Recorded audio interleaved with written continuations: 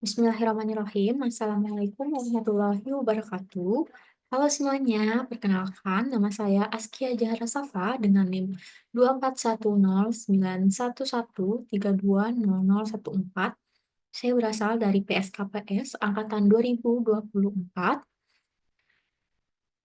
Pada kesempatan kali ini, izinkan saya untuk mempresentasikan materi mengenai Surface of Anatomy atau anatomi permukaan yang telah dijelaskan eh, oleh Dokter Abdullah Oski Iliandri, Magister Kesehatan. pada perkuliahan dasar-dasar biomedik pertemuan minggu lalu.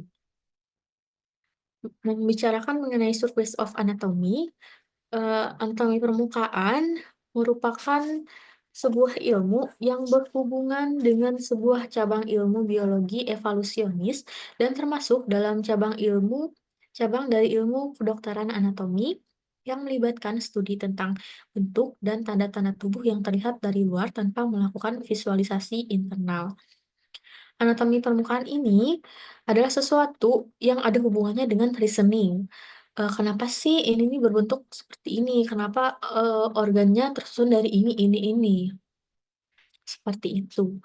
Membicarakan mengenai anatomi permukaan, anatomi, kita harus mengetahui juga bahwa anatomi manusia atau mohon maaf, anatomi manusia secara garis besar terbagi menjadi 2 rangka, yaitu rangka aksial atau yang biasa disebut sebagai inti tubuh, dan juga rangka apendikular yang terdiri dari ini yang berwarna hijau.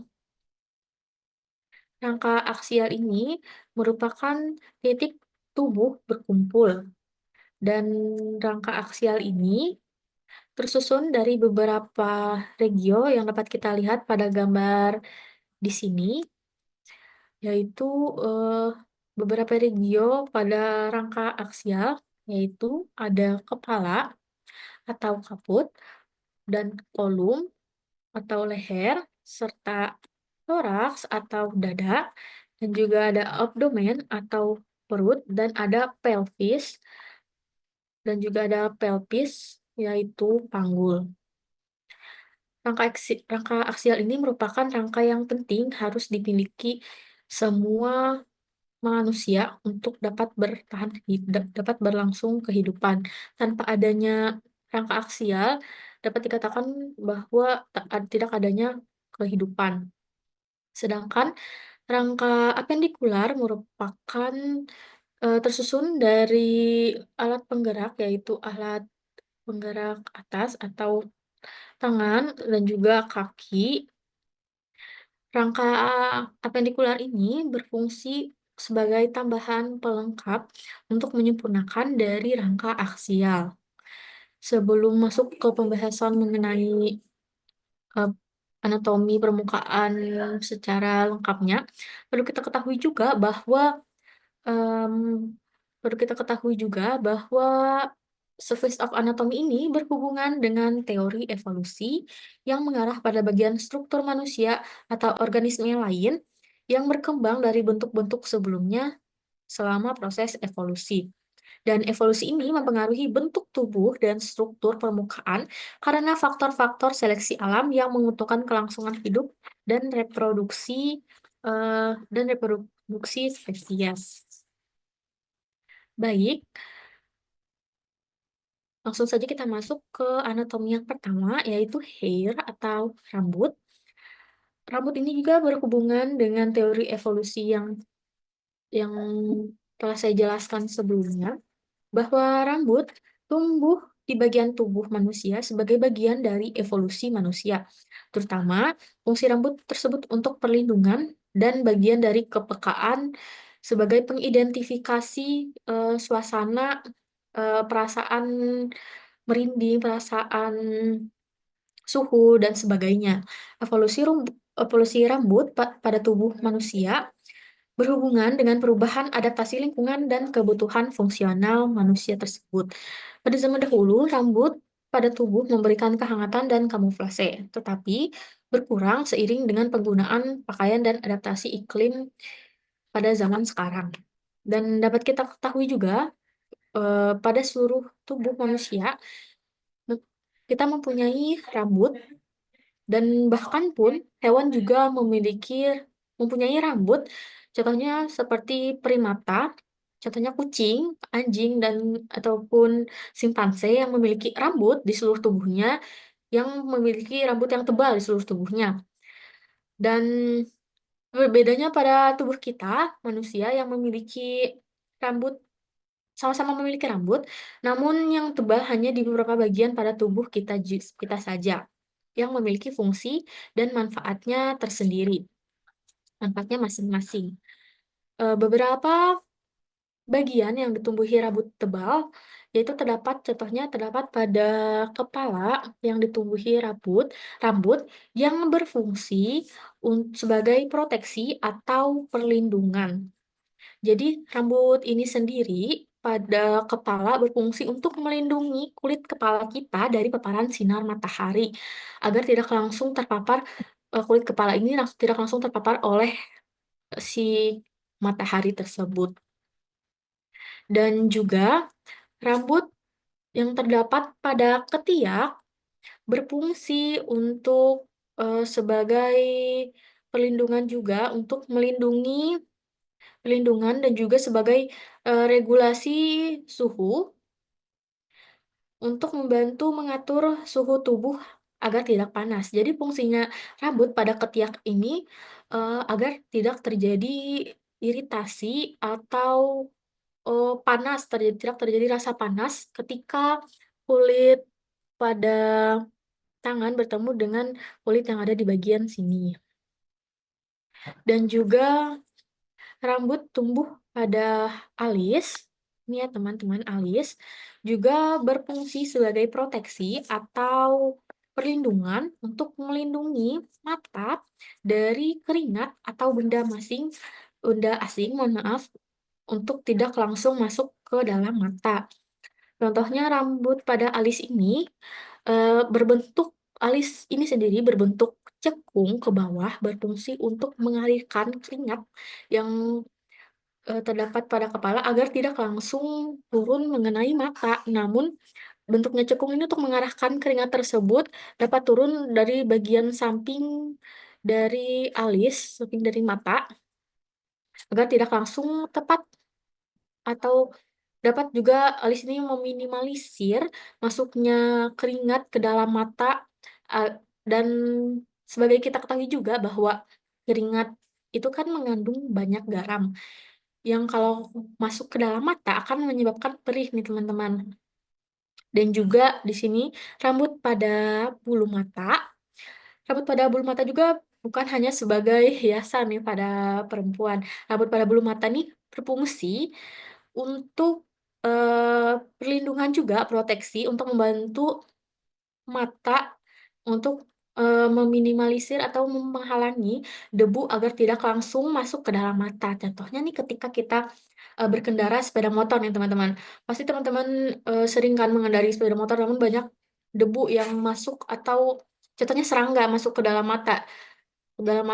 Namun fungsi rambut rambut rambut pada bulu mata ini berfungsi untuk menghalangi, meminimalisir masuknya debu dan serangga tersebut agar tidak langsung ke dalam mata dengan cara refleksnya berkedip, teman-teman. Selanjutnya, rambut di sini rambut pada kemaluan wanita dan pria juga memiliki fungsi, yaitu sebagai fungsi proteksi dan juga fungsi regulasi suhu. Rambut pada kemaluan dapat melindungi dari paparan debu dan juga dapat membantu kita untuk mengatur suhu tubuh dan melindungi pada saat berhubungan seksual. Seperti itu. Baik teman-teman, tadi kita masuk ke pembahasan mengenai, oh ini teman-teman, mohon maaf, di sini terdapat penjelasan yang telah saya jelaskan tadi mengenai rambut rambut yang tebal terdapat di beberapa bagian pada tubuh manusia, itu rambut kemaluan, rambut kepala, alis, bulu mata, dan juga rambut ketiak. Dan fungsi rambut tersebut terdapat 3 yang saya ambil. Fungsi rambut sebagai proteksi, itu melindungi kulit dari paparan sinar matahari dan cedera fisik. Itu contohnya tadi seperti, rambut pada kepala. Sedangkan ini rambut juga membantu mata untuk tidak masuk keringat atau benda asing yang mengganggu penglihatan, mohon maaf, contohnya seperti alis dan bulu mata. Dan fungsi rambut yang kedua yaitu mengenai regulasi suhu untuk membantu mengatur suhu tubuh. Contohnya pada rambut yang terdapat pada daerah kemaluan dan juga mengurangi gesekan antar kulit dan menjaga ketiak agar tidak panas, sehingga tidak menyebabkan iritasi, contohnya rambut pada ketiak. Dan juga rambut berfungsi, pada fungsi evolusi, rambut tumbuh di bagian tubuh manusia sebagai bagian dari evolusi manusia, terutama tadi untuk perlindungan, untuk menjaga kehangatan tubuh, dan juga kepekaan, sebagai pengidentifikasi dari suasana atau suhu, teman-teman. Baik, langsung kita masuk ke pembahasan selanjutnya, mengenai surface anatomy of nose atau hidung. Seperti yang kita ketahui, seperti yang terlihat pada gambar dan terlihat pada yang kita miliki nih, teman-teman. Kenapa sih? Mungkin teman-teman pernah terpikir ya, kenapa sih hidung manusia ini lubang hidung pada manusia menghadapnya nih ke bawah? Kenapa lubang hidung pada manusia ini tidak menghadap ke depan contoh misalnya atau menghadap ke atas, teman-teman? Ternyata lubang hidung yang menghadap ke bawah ini memiliki manfaat dan fungsinya masing-masing nih, teman-teman. Fungsi dari lubang hidung yang menghadap ke bawah untuk mengarahkan masuknya kotoran bukan mengarahkan, mohon maaf, untuk mencegah masuknya kotoran, air keringat atau air hujan, dan partikel lain ke saluran hidung sehingga membantu untuk juga menyaring udara sebelum mencapai paru-paru. Mmm, Seperti yang kita ketahui tadi, bahwa di dalam hidung juga terdapat rambut-rambut yang berfungsi untuk menyaring udara sebelum mencapai paru-paru nih, teman-teman.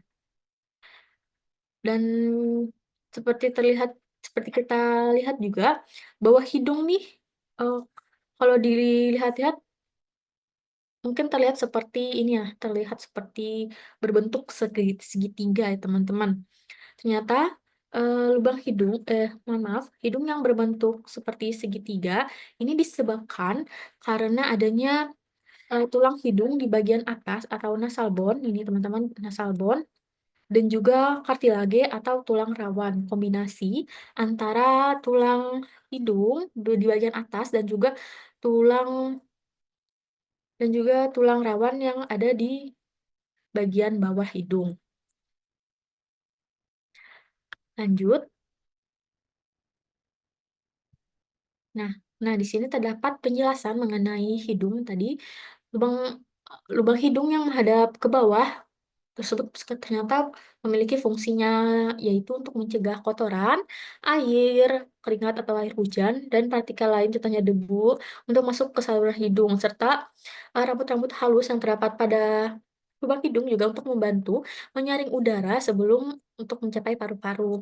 Dan lubang hidung nih terlihat berbentuk seperti segitiga ini disebabkan karena kombinasi antara tulang hidung di bagian atas dan tulang rawan yang di bagian bawah. Nah, tulang hidung ini memiliki fungsi untuk penopang dasar yang kuat di atas hidung dan juga tulang rawan yang terdapat di bawah hidung ini berfungsi untuk memberi bentuk dan fleksibilitas. Maka dari itu, ketika kita tidur nih teman-teman, kita dapat membolak-balikkan ke kanan dan ke kiri hidung dan tidak patah. Ini disebabkan karena adanya tulang rawan yang terdapat di bagian ini, karena adanya fungsi dari tulang rawan untuk fleksibilitas tadi. Baik, kita lanjut ke pembahasan selanjutnya, anatomi permukaan mengenai telinga atau ear. Dapat kita lihat telinga sendiri terbagi menjadi 3 bagian, telinga luar, telinga tengah, dan telinga dalam nih teman-teman. Nah, pada telinga luar yang seperti kita lihat terdapat lobulus atau cuping telinga.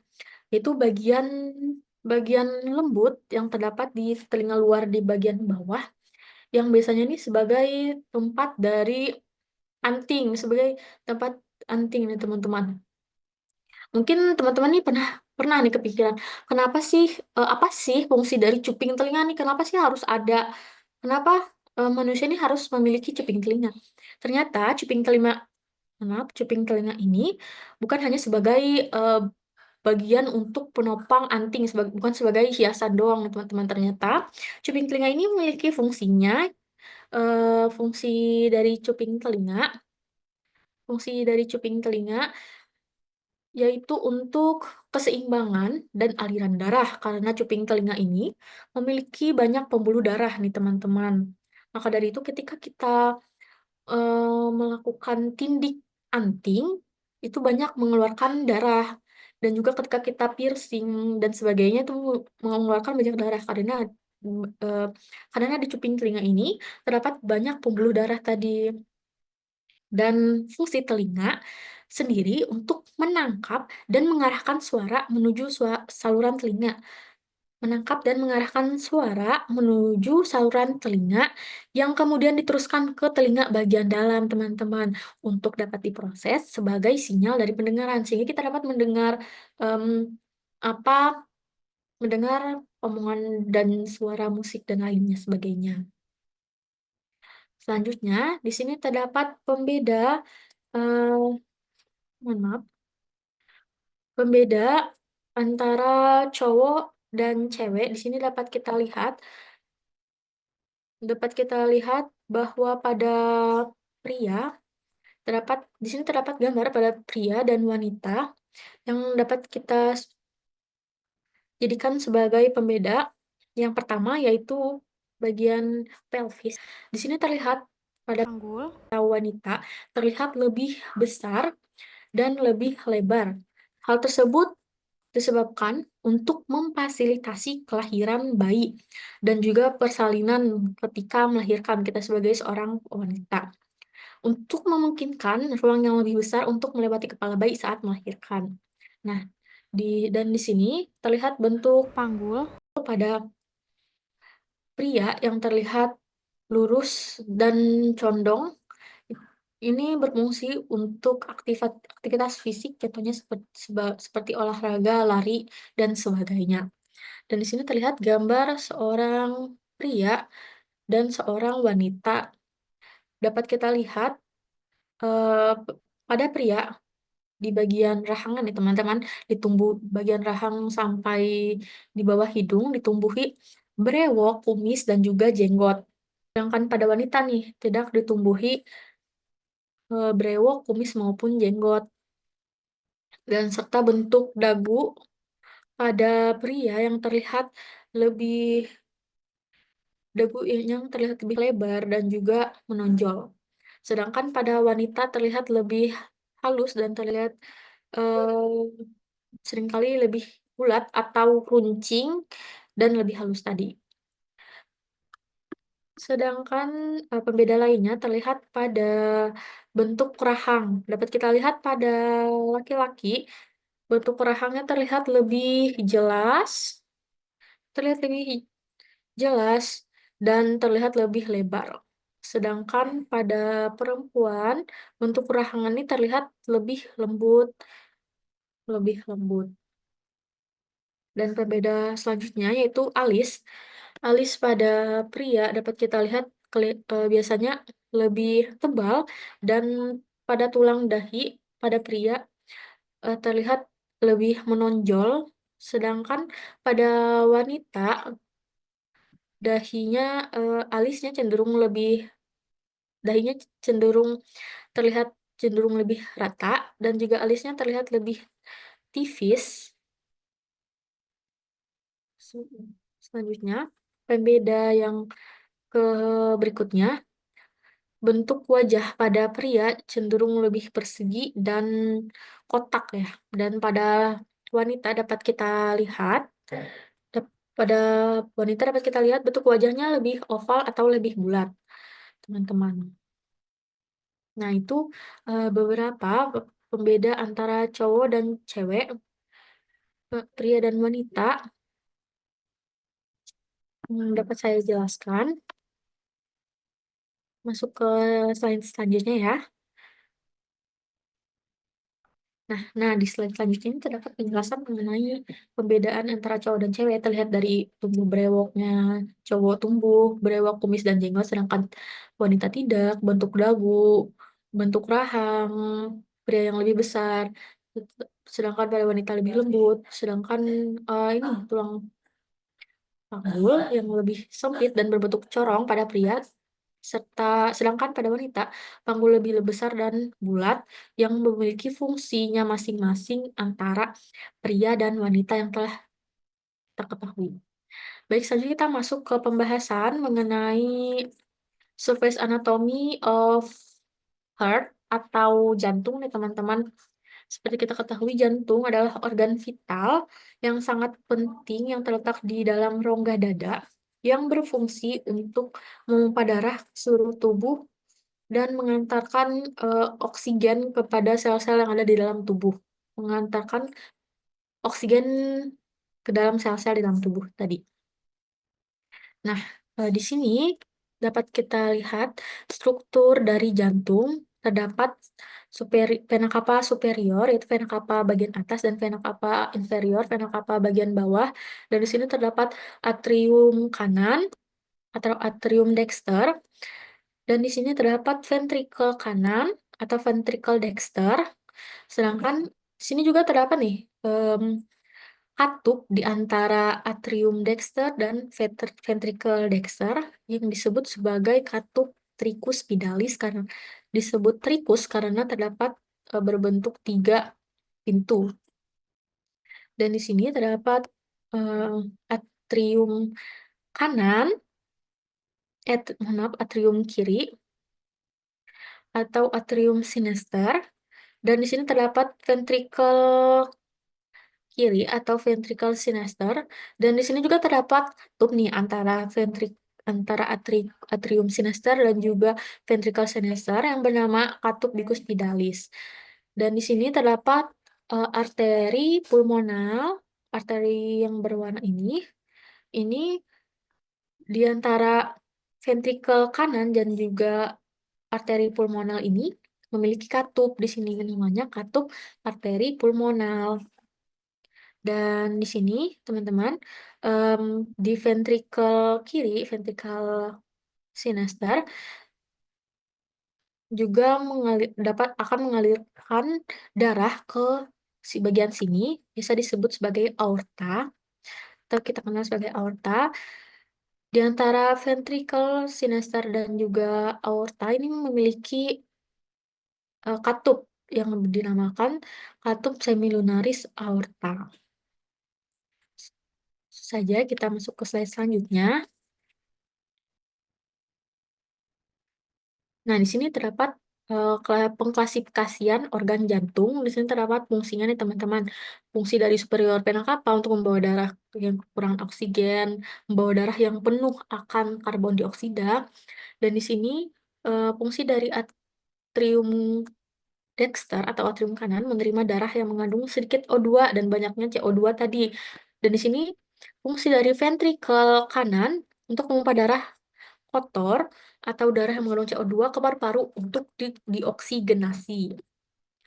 Dan di sini juga terdapat fungsi dari atrium kiri atau atrium sinister untuk mengumpulkan darah yang kaya akan oksigen. Mohon maaf. Dan di sini fungsi dari ventricle sinister memompa darah yang kaya akan oksigen ke seluruh tubuh melalui aorta. Dan fungsi dari em, arteri pulmonal untuk membawa darah yang kaya oksigen. Dan fungsi dari membawa darah yang kurang, membawa darah yang kurang akan oksigen dan dipenuhi oleh CO2, sedangkan fungsi dari aorta yaitu pembuluh darah utama yang membawa darah kayak oksigen. Dan dapat kita ketahui teman-teman bahwa Jantung itu terletak di dalam rongga dada dan agak ke sebelah kiri dan berbentuk seperti otot lurit percabangan sarafnya yaitu otonom dan terdiri atas 4 ruang. Di sini terlihat 4 ruang yaitu 2 bilik dan 2 serambi. Nih, dua bilik dan 2 serambi. Selanjutnya juga terdapat fungsi dari jantung untuk memompa darah dan teman-teman besar jantung kira-kira sekepalan tangan yang digenggam dengan beratnya sekitar 300 gram. Kita langsung ke pembahasan mengenai peredaran darah. Jadi peredaran darah pada manusia terbagi menjadi 2, yaitu peredaran darah kecil dan peredaran darah besar. Peredaran darah kecil ini secara simpelnya yaitu sistem peredaran darah yang mengalirkan darah dari jantung ke paru-paru dan kembali lagi ke jantung. Biasanya peredaran darah kecil disebut sebagai darah pulmonal, sedangkan peredaran darah besar yaitu sistem peredaran darah yang mengangkut darah yang kaya oksigen dari jantung ke seluruh tubuh, dan kembali lagi ke jantung, teman-teman. Dan biasanya nih, peredaran darah besar juga dikenal dengan disebut sebagai sistemik. Jadi langkah dari sistem peredaran darah manusia dimulai dari vena cava superior, ini vena cava superior dan inferior membawa darah yang terdeoksigenasi atau yang berkurangnya oksigen dari tubuh masuk menuju ke atrium kanan atau atrium dexter melalui katup semilunar melewati katup tricuspidalis, darah tersebut mengalir ke ventrikel kanan. Selanjutnya, ventrikel kanan memompa darah ke arteri pulmonal melalui katup pulmonal di sini. Nah, di sini ada katupnya menuju ke paru-paru. Nah, di paru-paru ini terdapat kapiler yang sebagai tempat pertukaran gas dari CO2 menjadi O2. Jadi dari karbon dioksida menjadi oksigen. Selanjutnya, di paru-paru darah bertukar tadi dan darah yang telah teroksigenasi kembali melalui vena pulmonal menuju ke atrium kiri atau atrium sinester. Selanjutnya, darah mengalir ke ventrikel kiri atau ventrikel sinester melalui katup, yaitu katup bicuspidalis. Selanjutnya dari ventrikel sinester, darah yang kaya akan oksigen tadi terpompa menuju ke aorta, melewati katup. Di sini terdapat katup nih. Di sini terdapat katup. Nama katupnya yaitu semilunaris aorta. Selanjutnya, darah yang kaya akan oksigen mengalir ke aorta menuju ke seluruh tubuh dan ke seluruh tubuh dengan bantuan aorta tadi. Nah, darah mengalir dalam 2 sirkulasi utama. Tadi sirkulasi pulmonal, yaitu menuju paru-paru, dan sirkulasi sistematik ke seluruh tubuh. 2 fase utama dalam siklus jantung yang berhubungan dengan tekanan darah, yaitu sistolik dan diastolik. Yaitu sistolik ketika ventrikel jantung ini berkontraksi memompa darah untuk mengalirkan darah ke arteri. Contohnya, ada ventrikel kanan yang terjadi tekanan sistolik, yaitu memompa darah ke arteri pulmonal. Sedangkan yang diastolik yaitu fase ketika terjadi ventrikel jantung rileks dan terisi kembali dengan darah dari atrium. Contohnya pada atrium kiri terjadi tekanan diastolik yang mana atrium kiri terisi kembali oleh darah yang dibawa dari vena pulmonal. Baik, langsung saja kita masuk ke slide selanjutnya. Kita akan membahas mengenai abdomen atau perut nih, teman-teman.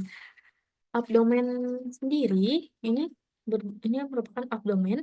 Abdomen eh, dibagi menjadi 4 regio atau 4 kuadran berdasarkan dari garis horizontal dan vertikal yang membagi 4 kuadran.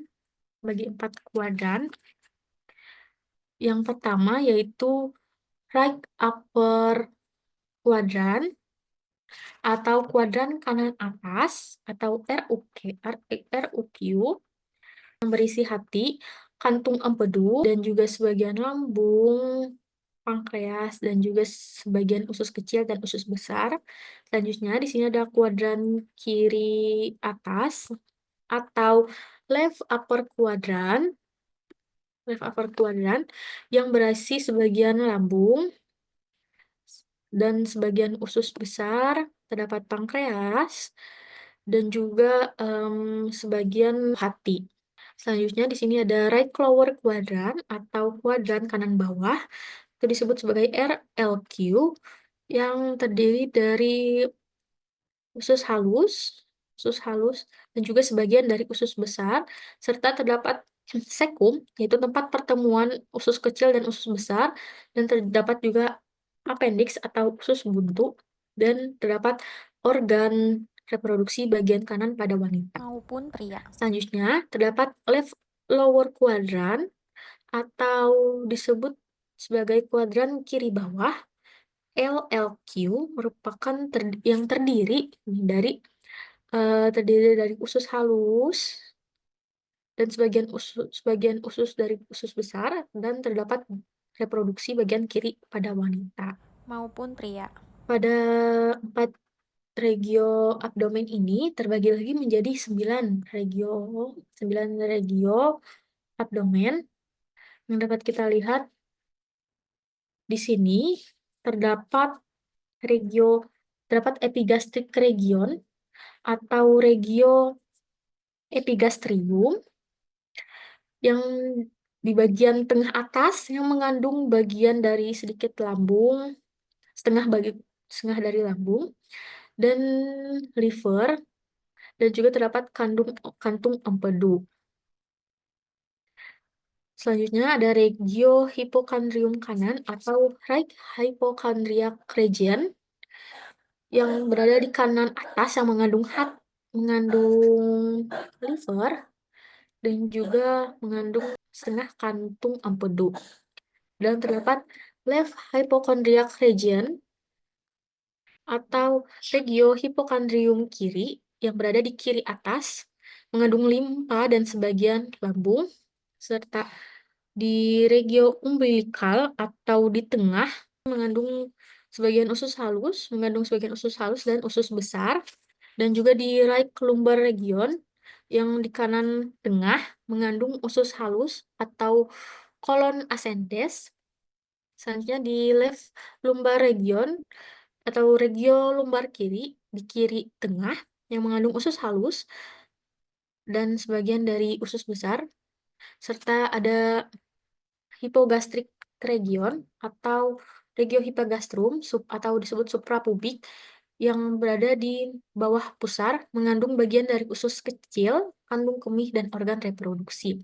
Serta terdapat regio right iliac region atau regio iliaca kanan yang berada di kanan bawah yang mengandung sekum dan appendix, serta left iliac region, regio iliaca kiri yang berada di kiri bawah mengandung kolon sigmoid.